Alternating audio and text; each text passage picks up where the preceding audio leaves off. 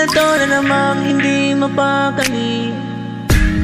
Iniisip ka tuwing gabi, naalala mga bawat sandali na nandito ka sa aking tabi. Kaya ngayon hindi ko kayang tiisin ang kalungkutan. Di katulad noon, hindi na kita katabi. Ngayon sa una, nasan ka na ba?